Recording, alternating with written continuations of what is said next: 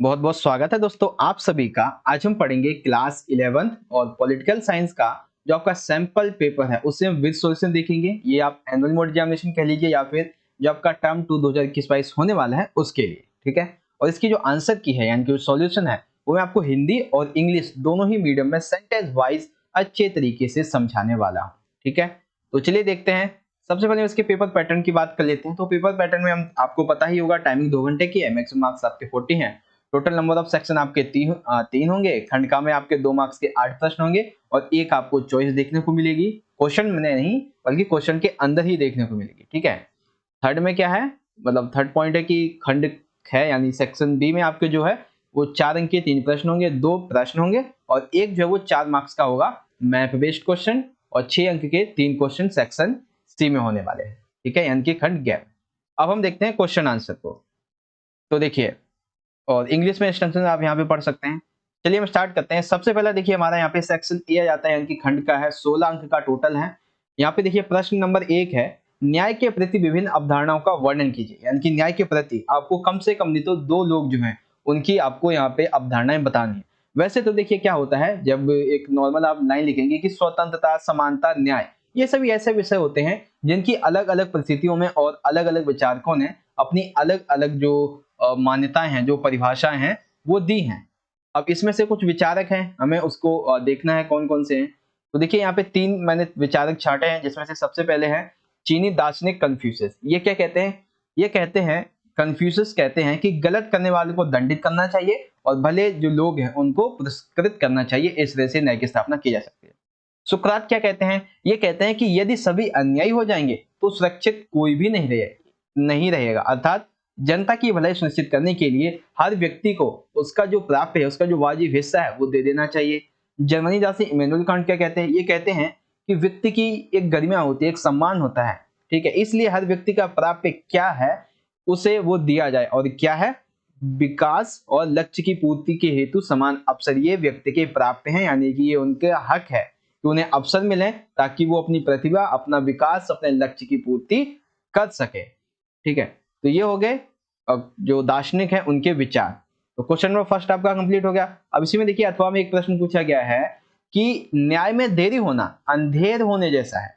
कथन का अर्थ समझाइए। यानी कि मान लीजिए कोई किसी व्यक्ति को न्याय चाहिए और उसे न्याय बहुत देर से मिलता है, ठीक है, या फिर नहीं भी मिलता है, तो यही पूछा गया है कि न्याय में देरी होना अंधेर होने के समान कैसे है, ठीक है। तो देखिए इसका आंसर कैसे लिखेंगे कि न्याय में देरी होना अंधेर होने जैसा ही है, क्योंकि यदि जो पीड़ित व्यक्ति है उसे न्याय के लिए लंबे समय तक दर दर भटकना पड़े, यानी कि उसे जो न्यायपालिका जो कोर्ट है उसके बार बार चक्कर लगाने पड़े, तो उसका न्यायपालिका से और न्याय से पूरा का पूरा विश्वास उठने लगता है। और कभी कभी तो पीड़ित जो है वो इंसाफ की उम्मीद लिए ही मौत की ओर चला जाता है, यानी कि उसकी जो जिंदगी है उसका अंत हो जाता है। हालांकि ऐसा बहुत कम देखा गया है, इसीलिए ऐसा कहा गया है कि अगर किसी व्यक्ति को न्याय पाने में देरी हो जाती है तो बिल्कुल अंधेर के समान है, क्योंकि जब व्यक्ति ही चला जाएगा तो उस न्याय का हम क्या करेंगे, ठीक है। तो 2 क्वेश्चन आपके कंप्लीट हो गए।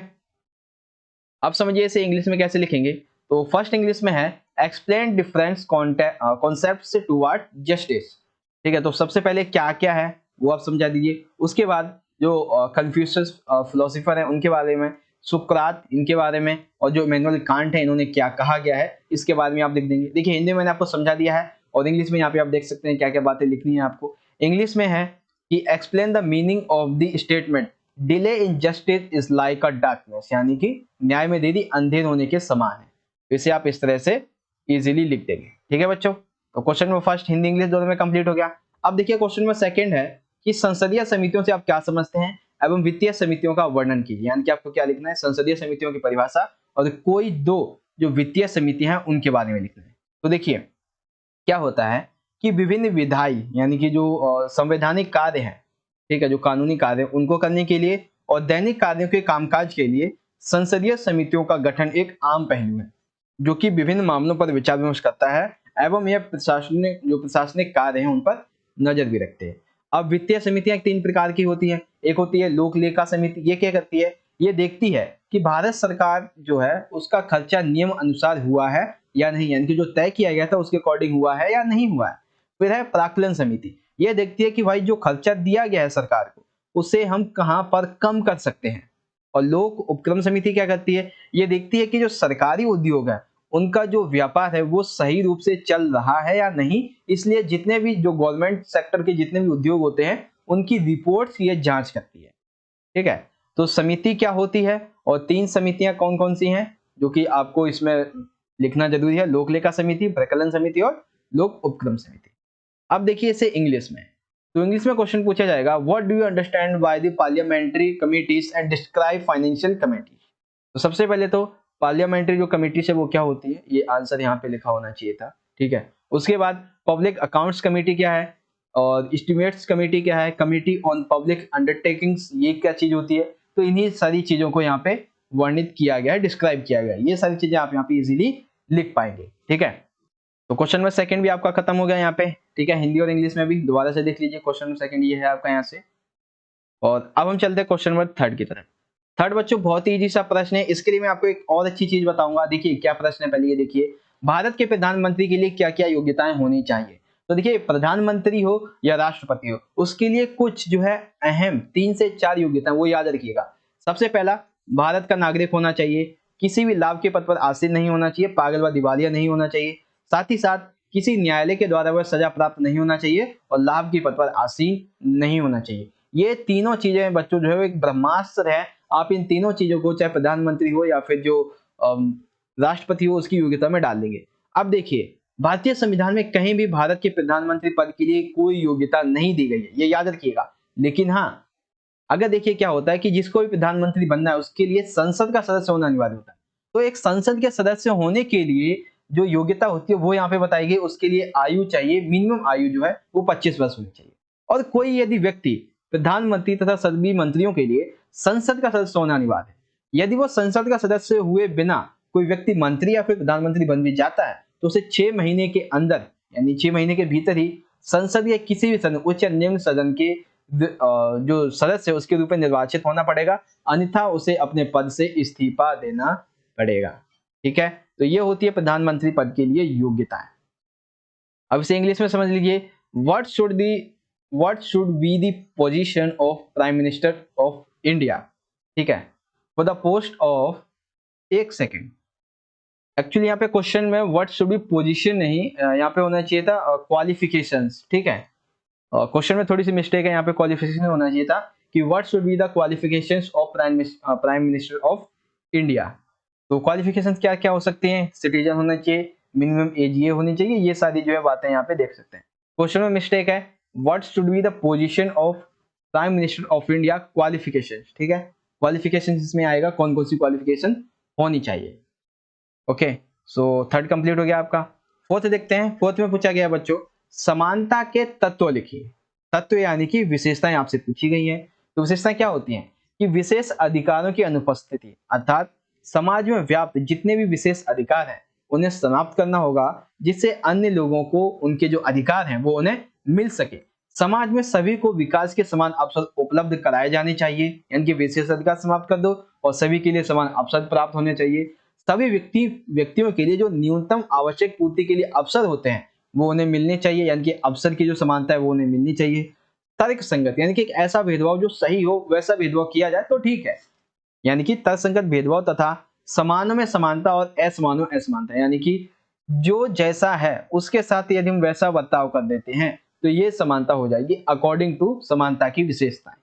ठीक है, ये हिंदी में हो गया। इंग्लिश में देखते हैं, right the elements of equality. तो कौन कौन सी एलिमेंट्स हैं, जो फीचर्स हैं वो यहाँ पे हमें समझाना है। तो फीचर्स हम लिख दिए, ये 4 पॉइंट्स हैं आपके, इसे आप हिंदी में यहाँ पे देख सकते हैं और इंग्लिश में इजीली यहाँ से समझ जाएंगे। तो कंप्लीट हो गया आपका। क्वेश्चन नंबर 5 देखते हैं बच्चों। क्वेश्चन 5 को देखने से पहले गाइस यहाँ पे एक आई बटन आपको दिख रहा होगा वीडियो का। ठीक है, इस पे क्लिक करके आप बहुत सारी जो प्लेलिस्ट उस पर जा सकते हैं और इंपॉर्टेंट वीडियोस जो है वो आप उन्हें देख सकते हैं। और वीडियो का डिस्क्रिप्शन बच्चों जरूर चेक कीजिएगा, वहाँ पे बहुत सारे लिंक्स आपको मिल जाएंगे आपकी स्टडी से रिलेटेड, तो उन्हें भी देखिएगा। क्वेश्चन नंबर 5 की बात करते हैं। यहाँ पे पूछा गया है, स्वतंत्रता के आदर्श के रूप में नेल्सन मंडेला की आत्मकथा। अब देखिए नेल्सन मंडेला की जो आत्मकथा है आपको उसका वर्णन करना है। तो कौन सी आत्मकथा है उसे समझ लीजिए पहले। तो उनकी आत्मकथा का नाम है स्वतंत्रता के लिए लंबी यात्रा, यानी कि लॉन्ग वॉक टू फ्रीडम। तो सबसे पहले तो आपका इनका नाम पता होना चाहिए, क्या नाम है, लॉन्ग वॉक टू फ्रीडम। उसके बाद आप इसमें लिखेंगे इनकी विशेषताएं।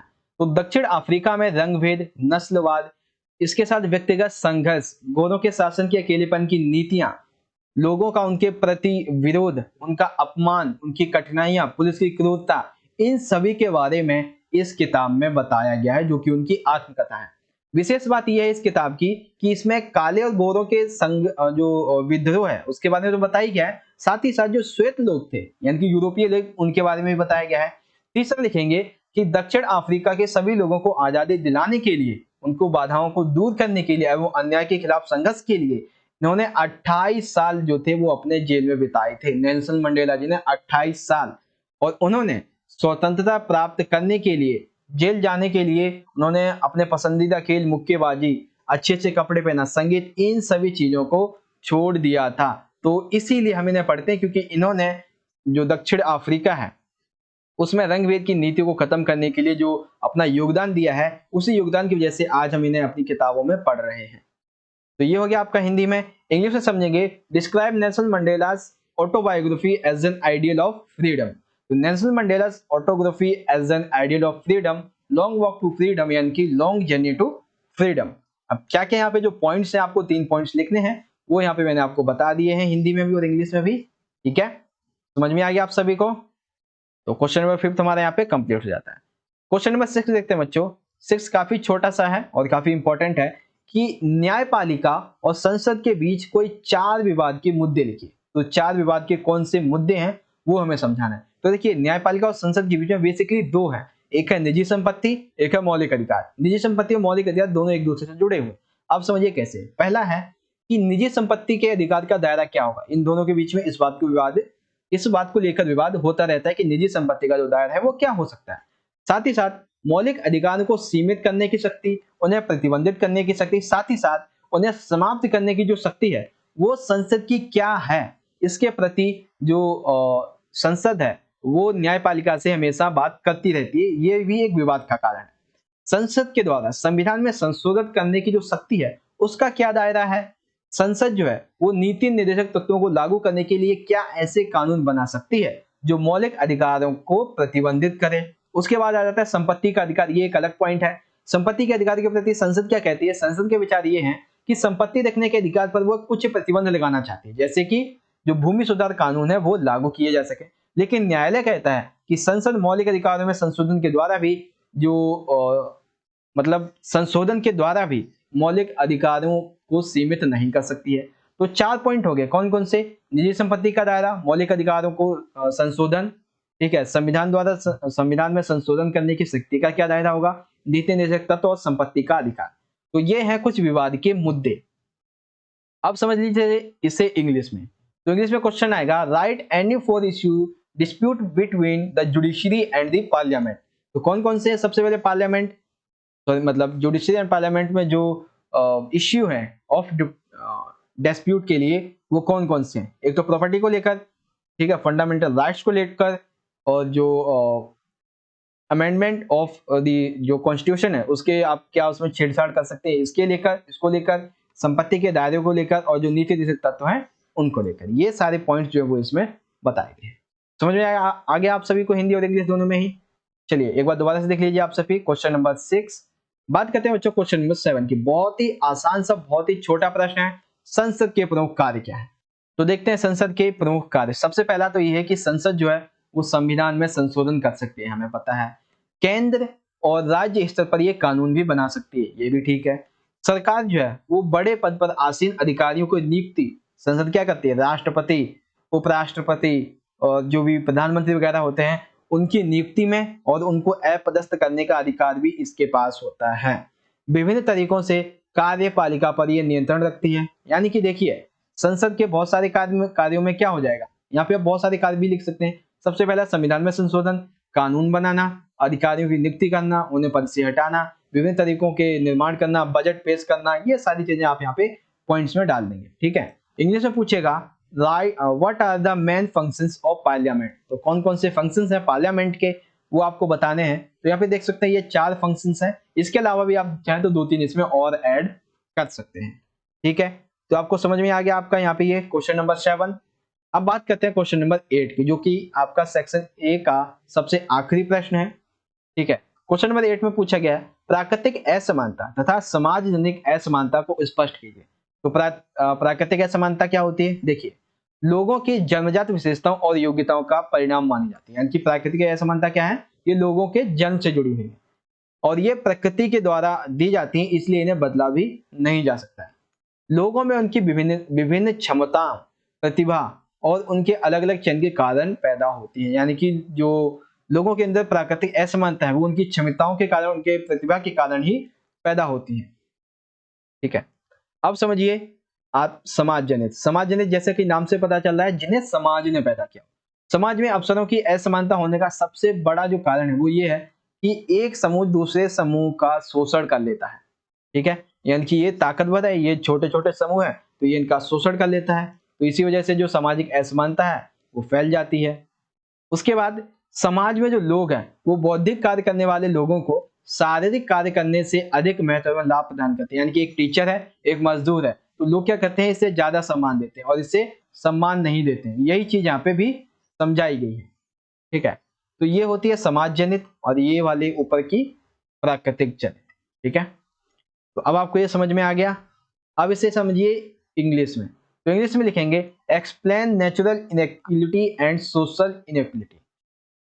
ठीक है, ठीक है, तो नेचुरल इनइक्वालिटी क्या है और सोशल इनइक्वालिटी क्या है, इन सभी के पॉइंट्स मैंने आपको यहाँ पे बता दिए हैं। इस तरह से आप इजीली अपना जो क्वेश्चन का आंसर है वो कंप्लीट कर पाओगे। ठीक है, तो समझ में आ गया आप सभी को। चलिए मैं आपको एक बार दोबारा से दिखा देता हूँ। क्वेश्चन नंबर फर्स्ट हमारा ये था। ओके, क्वेश्चन फर्स्ट में हमारा ऑप्शन ये वाला था, इंग्लिश में ये हो जाएगा। सेकंड क्वेश्चन नंबर आपका ये है और आंसर इस तरह से है। इंग्लिश में आपका सेकंड क्वेश्चन इस तरह से दिया है।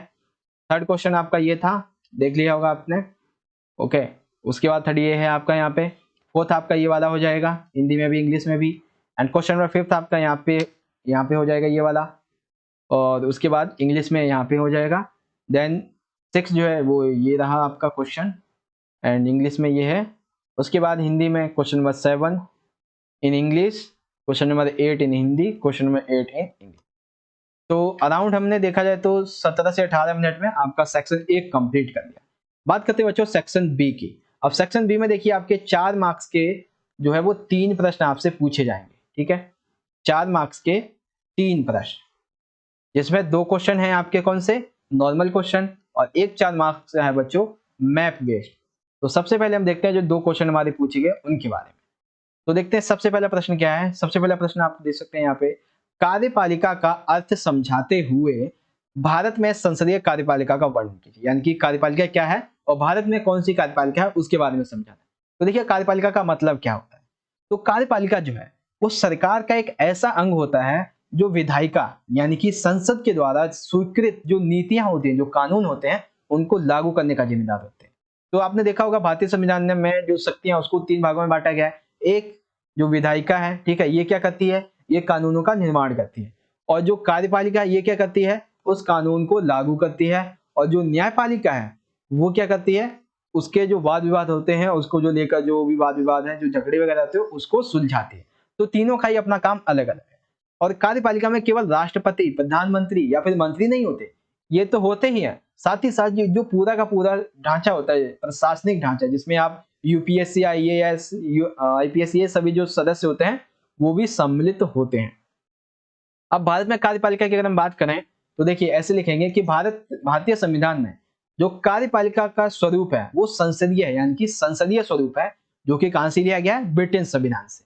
संविधान निर्माता जो थे हमारे, जब संविधान बनाया जा रहा था तो उस समय वो ऐसी एक सरकार की खोज कर रहे थे कि जो सारी की सारी शक्तियां वो किसी एक जगह पर ना जाए, किसी एक व्यक्ति को न मिले, यानी कि व्यक्ति पूजा, सारी की सारी शक्ति एक व्यक्ति को ना मिले, उस पर अंकुश लगा हो, ऐसी सरकार चाहते थे। जिसकी जड़ें कहां से उभरी थी, 1919 और 1935 की जो संसदीय व्यवस्था थी उससे। संसदीय व्यवस्था के अंतर्गत क्या होता है कि कार्यपालिका, विधायिका और जो न्यायपालिका होती है ये जनता के प्रतिनिधियों के प्रति उत्तरदायी होती है और उन्हीं से नियंत्रित भी होती है। भारत के संविधान में औपचारिक रूप से संघ की कार्यपालिका किसके पास है, राष्ट्रपति के पास। लेकिन वास्तव में जो कार्यकारी शक्तियां हैं, वास्तव में जो मुख्य जो शक्तियां हैं वो किसके पास है, प्रधानमंत्री के पास। ठीक है, प्रधानमंत्री जो है वो केंद्रीय स्तर पर और राज्य स्तर पर मुख्यमंत्री कार्य करते हैं।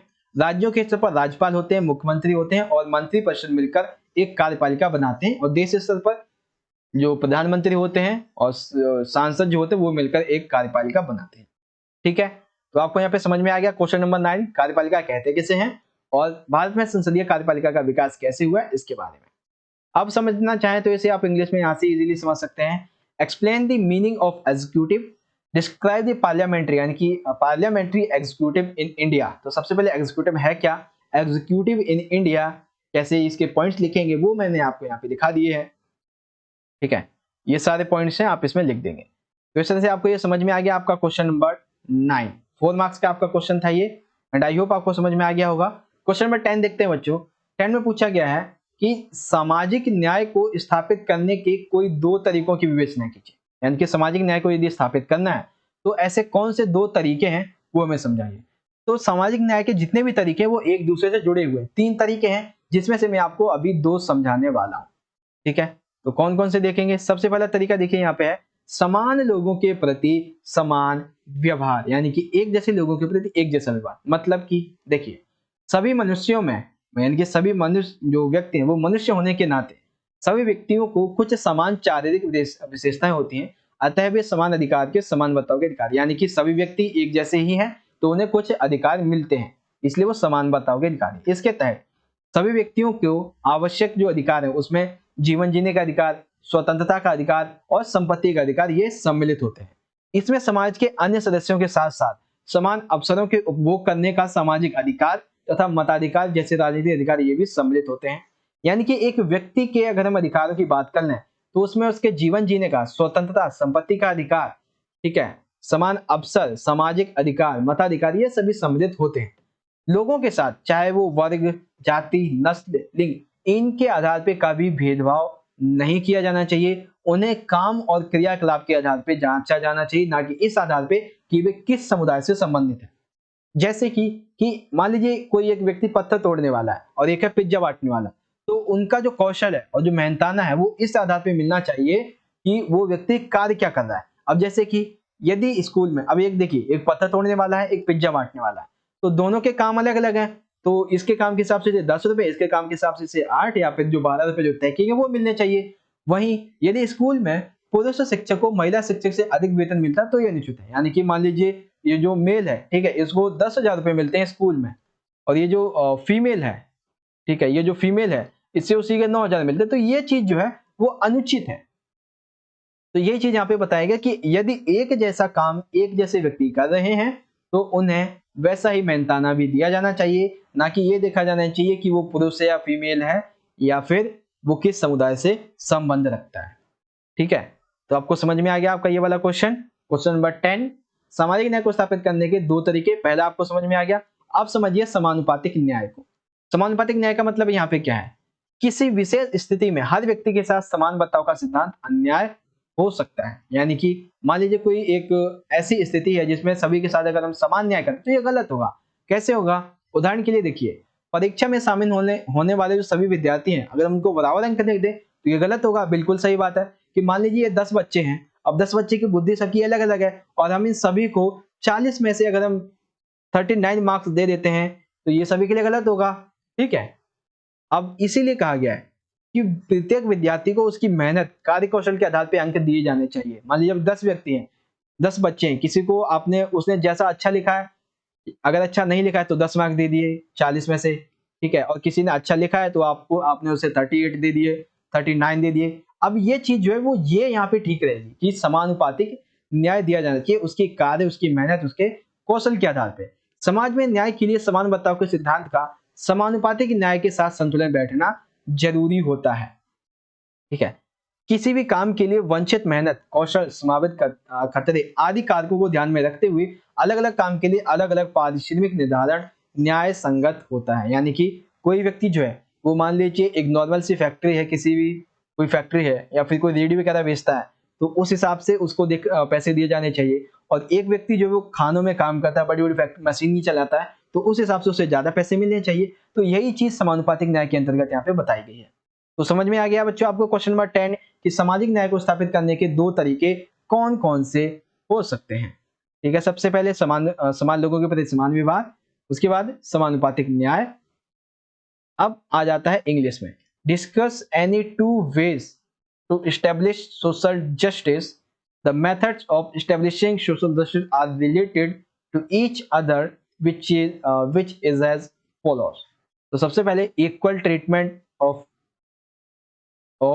पीपल, प्रोपोर्शनल जस्टिस, तो इसे आप इस तरह से लिख देंगे, ठीक है। चलिए अब देखते हैं मैप बेस्ड हमारा क्वेश्चन है, क्वेश्चन नंबर 11। गाइस ये जो है वो आपका सैंपल पेपर 1 जो था उसमें भी सेम क्वेश्चन था और सेम क्वेश्चन इसमें भी है। क्या है कि एबीसी बताए गए हैं, ये 4 राज्य दर्शाए गए हैं जहाँ पे द्विसदनीय विधानमंडल है। तो द्विसदनीय विधानमंडल है, कौन कौन से राज्य है देखते हैं। तो देखिए यहाँ पे है, सबसे पहला ए है, तो ये क्या है, ए है उत्तर प्रदेश, ठीक है। और बी क्या है, बी है, एक सेकेंड, हाँ बी क्या है, ये कर्नाटक है। सी है महाराष्ट्र और डी है तेलंगाना। उत्तर प्रदेश, महाराष्ट्र, कर्नाटक और तेलंगाना, ये है द्विसदनीय राज्य, यहाँ पे द्विसदनीय विधानमंडल यहाँ पे है वर्तमान में। तो समझ में आ गया आप सभी को मैप बेस्ड जो आपका क्वेश्चन था। तो इस तरह से हमारा सेक्शन ए और सेक्शन बी यहाँ पे कंप्लीट हो गया, ठीक है। तो चलिए आगे बढ़ते हैं, सेक्शन सी को देखते हैं। तो देख सकते हैं यहाँ पे सेक्शन सी हमारा यहाँ से स्टार्ट हो गया मैप के क्वेश्चन के बाद। इसमें देखिए 6 मार्क्स के आपके 2 क्वेश्चन होंगे, दोनों में ही चॉइस आपको देखने को मिलेगी। तो यहाँ पे देखिए न्यायपालिका की पिरामिड रूपी संरचना, इसकी सफलता है समझाइए, यानी कि आपको न्यायपालिका की जो पिरामिड रूपी संरचना है इसके बारे में समझाना है। तो पिरामिड रूपी संरचना में सभी को कुछ विशेष अधिकार प्राप्त हैं। पिरामिड में सबसे ऊपरी पायदान पे सर्वोच्च न्यायालय, उसके नीचे उच्च न्यायालय और उसके नीचे जिला न्यायालय और सबसे नीचे पायदान पे होता है अधीनस्थ न्यायालय, जो कि काफी कम काम में देखने को हमें मिलता है। तो अब हम इसके विशेष अधिकारों को यहाँ पे समझेंगे। तो सबसे पहले विशेष अधिकार समझेंगे सर्वोच्च न्यायालय के। सर्वोच्च न्यायालय क्या कर सकता है, इसके फैसले जो होते हैं वो सभी अदालतों को मानने पड़ते हैं। यह किसी भी अदालत का मुकदमा अपने पास मंगवा सकता है या किसी एक उच्च न्यायालय में चल रहे मुकदमे को दूसरे उच्च न्यायालय में भी भिजवा सकता है। मौलिक अधिकार को बहाल करने के लिए ये रिट जारी कर सकता है और रिट जो है वो उच्च न्यायालय भी जारी कर सकता है मौलिक अधिकारों के लिए, ठीक है। मौलिक अधिकारों के लिए जो रिट है वो उच्च न्यायालय भी जारी कर सकता है। निचली अदालतों के फैसले बदल सकता है सर्वोच्च न्यायालय, तो उच्च न्यायालय भी बदल सकता है और ऐसा ही जिला न्यायालय भी कर सकता है। उसके बाद जो सर्वोच्च न्यायालय है ये उच्च न्यायालय के न्यायाधीशों का तबादला कर सकता है। हाँ ये भी ठीक है कि सर्वोच्च न्यायालय अगर चाहे तो उससे नीचे के जो अदालतें हैं उसके जो न्यायाधीश है उनका तबादला कर सकता है। तो देखिए 2-3 कॉमन जो पॉइंट है वो आप सभी में लिख दीजिएगा। क्या लिखेंगे कि सबसे पहला, ये अपने से नीचे की जो अदालत है उसका मुकदमा अपने पास मंगवा सकते हैं, लेकिन सर्वोच्च न्यायालय का खासकर ये है कि वो किसी भी अदालत का, चाहे उच्च न्यायालय हो चाहे जिला अदालत हो, सबका मंगवा सकते हैं। सर्वोच्च न्यायालय और उच्च न्यायालय जो है वो मौलिक अधिकारों के संबंध में रिट जारी कर सकते हैं, ठीक है। सर्वोच्च न्यायालय केंद्र के स्तर पर भी, राज्य स्तर पर भी, और उच्च न्यायालय जो राज्य स्तर होता है उस पर। अब उच्च न्यायालय का कुछ देख लीजिए, तो रिट तो हमने पहले ही देख लिया था, निचली अदालतों के फैसलों पर सुनवाई कर सकते, ये भी हमने देख लिया था। राज्य के क्षेत्र अधिकार में आने वाले मुकदमे, यानी कि एक राज्य में जो मुकदमे आते हैं उस क्षेत्र में, उसको ये सॉल्व करती है। अपने से अधीन, यानी कि अपने से अधीन क्या होगी, जिला अदालत होगी, तो उनका पर्यवेक्षण करती है, उन पर नियंत्रण रखती है, सिंपल सा है।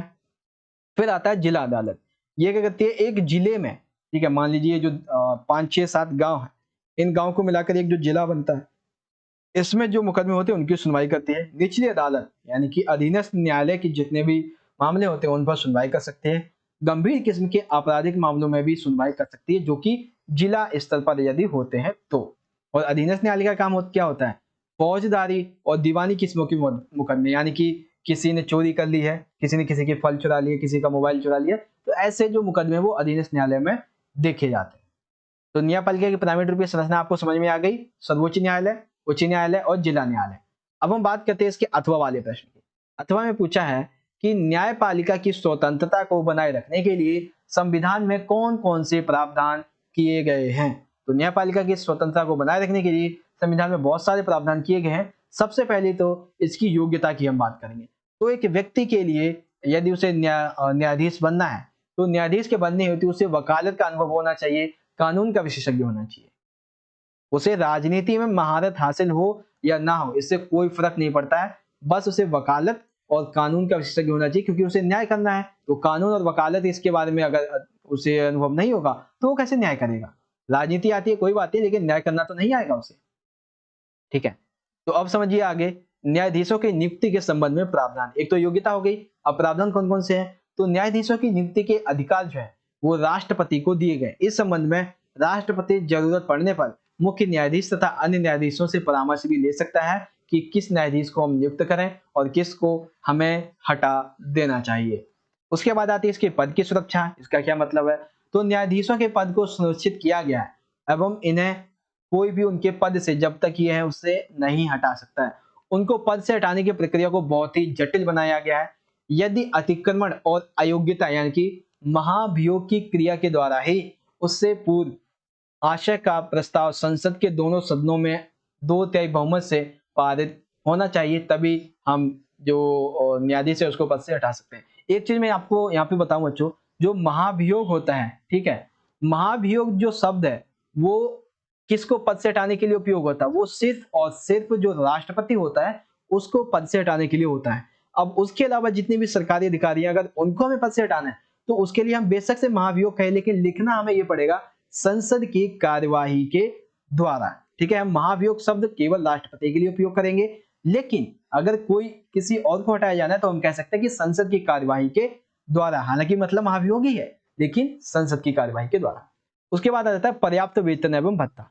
न्यायपालिका की स्वतंत्रता को बनाए रखने के लिए उसके लिए न्यायाधीशों को आर्थिक रूप से काफी सुदृढ़ बनाया गया है। उन्हें पर्याप्त वेतन, मुफ्त जो आवाज है वो उपलब्ध कराया गया है। जब वे सेवानिवृत्त हो जाते हैं तो उन्हें काफी पेंशन भी दी जाती है।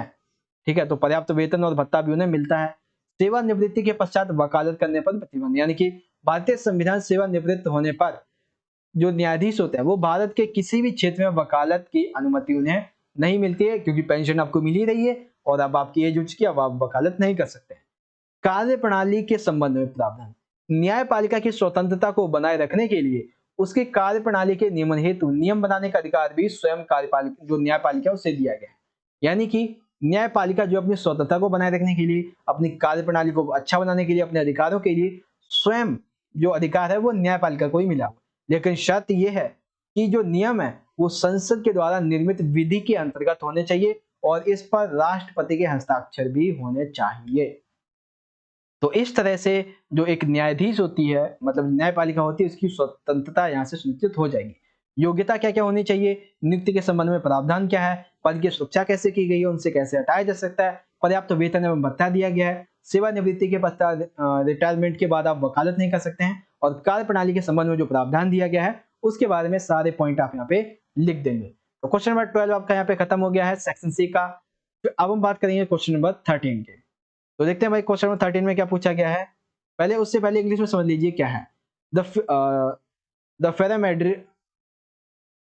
pyramidal structure of judiciary is success. जो पिरामिडिकल यानी कि जो एक त्रिभुजाकार है उसके बारे में बात की जा रही है। तो सबसे पहले हम देखते हैं यहाँ पे सुप्रीम कोर्ट। सुप्रीम कोर्ट के क्या क्या अधिकार हैं, उसके बाद जो हाई कोर्ट है इसके क्या क्या अधिकार हैं, और कुछ अधिकार जो कि सेम है वो भी मैंने आपको बताए हैं। डिस्ट्रिक्ट कोर्ट के क्या अधिकार हैं और जो सब कोऑर्डिनेट कोर्ट है इसके क्या अधिकार हैं। उसके बाद आ जाता है बच्चों क्वेश्चन नंबर इसी का अथवा में दिया गया है what are the various provisions of the construction to maintain the independence of judiciary. तो कौन कौन सी है क्वालिफिकेशंस हैं, ये सारे पॉइंट्स आप यहाँ पे इजीली देख सकते हैं। ठीक है, तो क्वेश्चन नंबर 12 हमारा हिंदी और इंग्लिश दोनों में ही यहाँ पे कंप्लीट हो चुका है एंड आई होप आपको भी अच्छे से समझ में आ गया होगा। चलिए आगे चलते हैं, क्वेश्चन नंबर 13 की बात करते हैं। 13 काफी इंपॉर्टेंट प्रश्न है ये दोनों ही। सबसे पहला प्रश्न देखिए, इसमें अथवा में पूछा जाएगा अभिव्यक्ति की स्वतंत्रता का अर्थ क्या है, आपकी राय में स्वतंत्रता समुचित प्रतिबंध क्या हो सकते हैं, उदाहरण सहित बताइए। तो सबसे पहले अभिव्यक्ति की हम स्वतंत्रता को समझेंगे आखिर ये होता क्या है। तो यह व्यक्ति की एक मौलिक आवश्यकता है जो कि प्रजातंत्र यानी कि लोकतंत्र को सफल बनाती है। लोकतंत्र के लिए अभिव्यक्ति स्वतंत्रता काफी आवश्यक है। इसका अर्थ ये होता है कि कोई भी पुरुष, कोई भी स्त्री स्वयं को अभिव्यक्त करने की उसे पूरी की पूरी आजादी होनी चाहिए। इसे गैर हस्तक्षेप के न्यूनतम क्षेत्र यानी कि जिसमें बोलने के संदर्भ में कोई हस्तक्षेप ना करे ऐसा माना जाता है। किसी व्यक्ति को लिखने का, कार्य करने का, चित्रकारी करने का, बोलने का, अपनी कला को बाहर निकालने का जो उसके अंदर कला है वो पूरा का पूरा उसे स्वतंत्रता उसे मिलनी चाहिए। स्वतंत्रता पर प्रतिबंध की अगर हम बात करें तो ऐसा माना जाता है कि स्वतंत्रता जो है उस पर प्रतिबंध लगाना तो आसान होता है, लेकिन ये एक आपातकालीन यानी कि सडनली जो कोई प्रॉब्लम होती है उसके सॉल्यूशन के लिए काफी ठीक है, क्योंकि ये तात्कालिक यानी कि जो उस समय की मांग होती है जब प्रतिबंध लगाया जाता है उसको तो पूरा कर देता है। लेकिन जब हम किसी एक व्यक्ति पर उसकी स्वतंत्रता पर प्रतिबंध लगाना शुरू कर देते हैं तो समाज में इसकी दूरगामी संभावनाएं देखी जा सकती हैं, क्योंकि जब हम एक बार प्रतिबंध लगाते हैं तो हमारी आदत पड़ जाती है और ऐसे धीरे धीरे करके हम प्रतिबंध लगाने की जो है धनी हो जाएंगे और धीरे धीरे जो स्वतंत्रता है उस पर से लोगों का विश्वास उठ जाएगा। अब कई ऐसे अनुच्छेद हैं जो कि आपको यहाँ पे पता होने चाहिए, जिसमें आपको यहाँ पे समझाया जाएगा कि जो स्वतंत्रता जो है उस पर हम प्रतिबंध जो है वो कैसे लगा सकते हैं। तो देखते हैं भाई कैसे लगाएंगे। सबसे पहला देखिए, समाचार पत्र यानी कि जो प्रेस मीडिया है उसको ये स्वतंत्रता तो दी गई है कि वे संसद अथवा विधानमंडल की जो कार्यवाही है उसको प्रकाशित कर सकते हैं, लेकिन इस पर कुछ प्रतिबंध भी जरूरी है। कैसे जरूरी है कि कोई भी ऐसी चीज जो देश की शांति, देश की सुरक्षा, देश की गोपनीयता को बनाए रखने के लिए की गई है, अगर आप उसे सामने लेकर आते तो आप पर प्रतिबंध लगा दिया जाएगा। साथ ही साथ दूसरे पॉइंट में आप ये लिख देंगे, दूसरे पॉइंट में कि समाचार जो है, जो सोशल मीडिया है, वो किसी भी अश्लील, किसी भी विघटनकारी यानी कि जो देश को तोड़े, जो अश्लील हो, ऐसे विचार को आप टीवी पर नहीं दिखा सकते। देश की संप्रभुता, अखंडता, शिष्टाचार, सदाचार के हितों, राज्य की सुरक्षा, विदेशी राज्यों के साथ मैत्रीपूर्ण संबंध, लोक व्यवस्था, उच्च न्यायालय की अवमानना के आधार पर अभिव्यक्ति की स्वतंत्रता पर रोक लगाया जा सकता है। यानी कि कोई भी व्यक्ति, चाहे सोशल मीडिया हो, कितने भी बड़ा आदमी हो, वो देश की संप्रभुता के बारे में यानी कि अखंडता के बारे में, उसके शिष्टाचार के बारे में, उसके हितों के बारे में, सुरक्षा के बारे में, गोपनीयता के बारे में, विदेशी राज्यों के साथ जो मैत्रीपूर्ण संबंध है उसके बारे में, लोक व्यवस्था के बारे में, न्यायालय के जो अवमानना है उसके बारे में अगर कुछ गलत कहता है तो उसकी स्वतंत्रता पर रोक लगाया जा सकता है, क्योंकि ये उचित माना गया है हमारे संविधान में। अब देखिए उदाहरण के लिए, फिल्म निर्माता दीपा मेहता काशी में विविधताओं पर एक अपनी फिल्म बनाना चाहती थी। ठीक है, ये फिल्म कैसी थी? ये फिल्म काशी की उन विविधताओं व विविधता को खोजना चाहती थी। लेकिन अब देखिए जैसे ये फिल्म बनाने गई तो एक राजनीति के बड़े हिस्से के द्वारा, राजनीति के कई लोगों के द्वारा इस फिल्म के प्रकाशन पर प्रतिबंध लगा दिया गया। प्रतिबंध क्यों लगाया गया? क्योंकि उनका ऐसा मानना था कि इस फिल्म में जो काशी नगरी है उसको बड़ी बुरी तरीके से पेश किया जाएगा और इससे काशी नगर की काफी बदनामी होगी। साथ ही साथ ये फिल्म जो विदेशी दर्शकों के मनोरंजन के लिए बनाई गई थी। और इसके साथ आप चाहें तो और भी पॉइंट्स हैं जो यहाँ पे डाल सकते हैं। अन्य उदाहरण जैसे कि ओबनी मेनन की रामायण रिटोल्ड, सलमान रुश्दी की दी सोटांडिक वसेत, ये समाज के कुछ हिस्सों के द्वारा विरोध के बाद प्रतिबंधित हो गई। The last temptation of Christ, ये एक फिल्म थी। मी नाथुराम बोलते, ये एक नाटक था। ये सभी जो थे वो विरोध के कारण प्रतिबंधित कर दिए गए थे। तो ये कुछ उदाहरण हैं। सबसे पहले प्रतिबंध हम किस पे लगा सकते हैं, यहाँ पे देखा आपने। उसके बाद कुछ उदाहरण जो थे वो यहाँ पे आपको समझा दिए गए हैं। ठीक है, तो क्वेश्चन नंबर 13 हमारा यहाँ पे कंप्लीट हो गया। अब हम इसके अथवा की बात करते हैं। लास्ट क्वेश्चन बचा है, अराउंड 5 से 7 मिनट लगेंगे, आपकी जो वीडियो है वो यहाँ पे खत्म हो जाएगी। अब देखिए इसी के अथवा में जो प्रश्न दिया हुआ है उसे हम समझते हैं। तो देखिए क्या लिखा हुआ है यहाँ पे, स्वतंत्रता की परिभाषा बताते हुए इस पर प्रतिबंधों की आवश्यकता क्यों होती है और ये कैसे लगाए जा सकते हैं। तो देखिए बच्चों 3 क्वेश्चन आपके इसमें एक साथ पूछे गए हैं। ठीक है, तो सबसे पहले स्वतंत्रता का हम अर्थ समझेंगे। तो एक लाइन तो आप वही लिख देंगे कि चाहे स्वतंत्रता हो, समानता हो या न्याय हो, ये ऐसे वैसे हैं इनकी अलग अलग परिस्थितियों में तथा अलग अलग विचारकों ने अलग अलग परिभाषाएं दी हैं। सामान्य अर्थ क्या होता है? सामान्य अर्थ ये होता है आजादी।